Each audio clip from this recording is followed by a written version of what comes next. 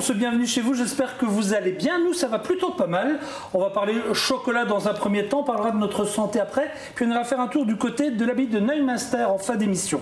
Bonjour Marc Schneider. Bonjour. Merci d'être avec nous, vous êtes chocolatier. Exactement. Vous êtes jeune chocolatier, vous avez débuté à 15 ans à peu près. Oui. C'était plutôt pour la boulange, hein, la J'ai boulangerie. commencé en boulangerie, je suis passé en pâtisserie et à 18 ans, j'ai eu mon CAP de chocolatier et à 24 ans, j'ai fait la maîtrise de chocolatier. Pas mal quand même. Oui. Et aujourd'hui, vous êtes donc chocolatier du côté de Bissen.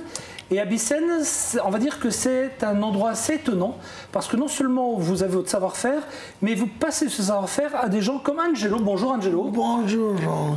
Comment ça va? Ça me fait plaisir de vous voir Angelo. Moi aussi, ça fait tellement longtemps que je te connais. Eh ben voilà.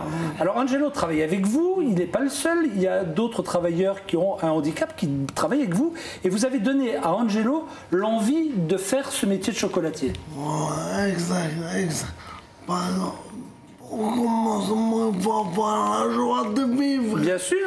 Après le grave accident qu'on a passé pour Après un grave accident, il faut pouvoir se remettre dans le bain, et c'est bien qu'il y ait des gens comme Marc, qu'il y ait des gens comme Abyssen qui vous permettent de vous remettre en état. Et moi, je dois avouer, hein, alors, docteur, je ne vous ai pas encore présenté, excusez-moi. Alors, nous avons avec nous le docteur Mohamed Ali Bekbanban. J'ai mis jusqu'au bac pour le prononcer comme il faut. Donc... Ça ira, Merci en tout cas, docteur. Vous allez venir nous voir de temps en temps. Alors, pour que vous sachiez, docteur, de quoi on parle, je vais faire d'abord goûter un chocolat. C'est gentil à vous. Angelo, lequel vous me conseillez? moi, je préfère le noisette. Celui-là?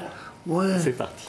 Merci beaucoup. Voilà, maintenant, on va tout de suite savoir si le travail d'Angelo est bien fait.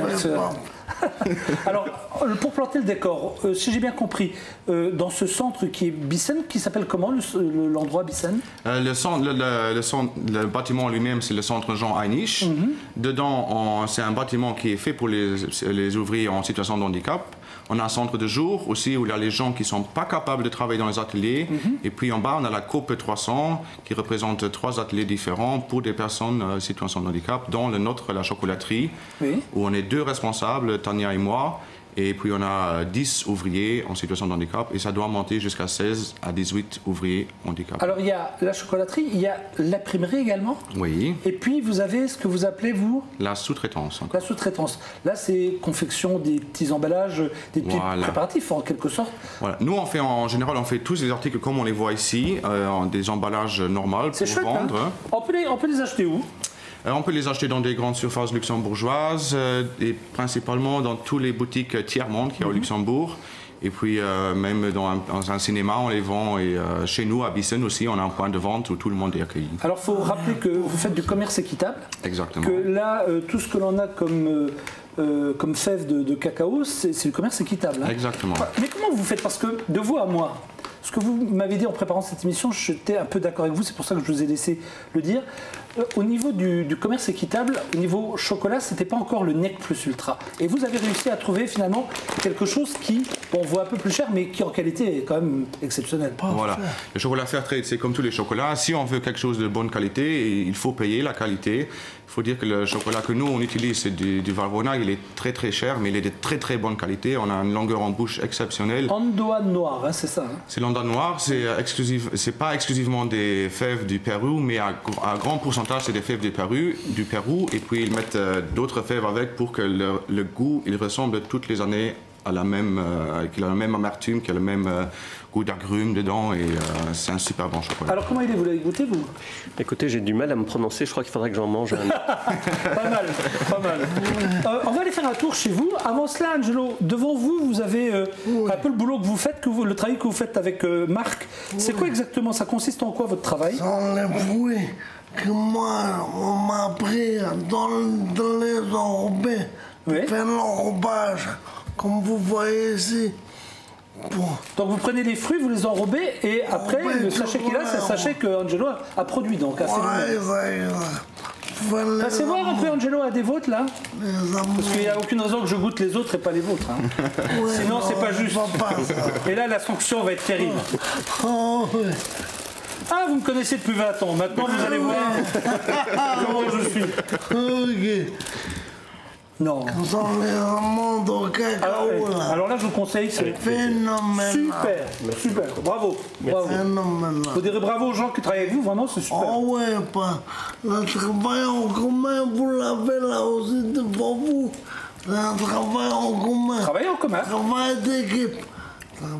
Donc on a plein de produits différents. Les amandes, c'est principalement Angelo qui les enrobe. C'est bon, hein. Mais derrière, il y a des autres gens qui les emballent, qui les mettent en sachet. On a des Qu'est-ce que gens... vous nous avez ramené encore là? Qu'est-ce qu'on a devant nous? Parce que vous connaissez tout par cœur. Je vais laisser présenter. Ça, c'est quoi? Alors, ça, on a deux gammes de ballotins de pralines. Il y a une fois les ballotins transparentes et une fois on a les beaux ballotins avec du gros carton. C'est comme des boîtes de bijoux. Parce que je trouve Elles sont belles, vos boîtes. Hein. un beau chocolat, il doit être dans une belle boîte. C'est très important de les présenter comme il faut. Moi, je dis toujours que la boîte transparente, elle est un tout petit peu moins chère. C'est bien pour manger devant la télé. Et l'autre, c'est la boîte pour la belle-mère. Ah, ça vous placez, vous.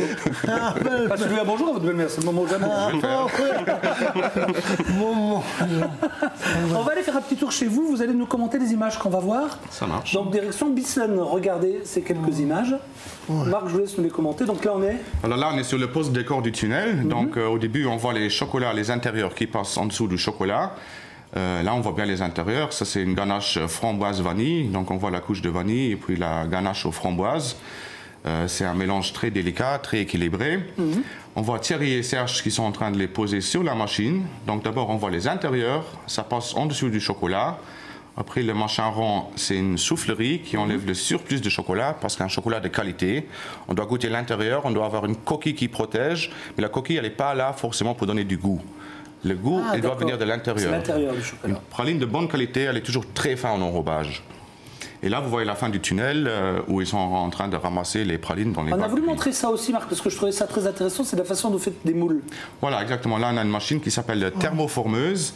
On peut travailler avec des formes de plâtre qu'on peut poser dedans. Après, le plastique, il est chauffé, il est bien mou maintenant, comme vous le voyez. Et on peut expirer l'air. Et ça fait que le plastique, il prend exactement la forme du moule, qui est tout mou. Et en refroidissant, ça fait un moule dur.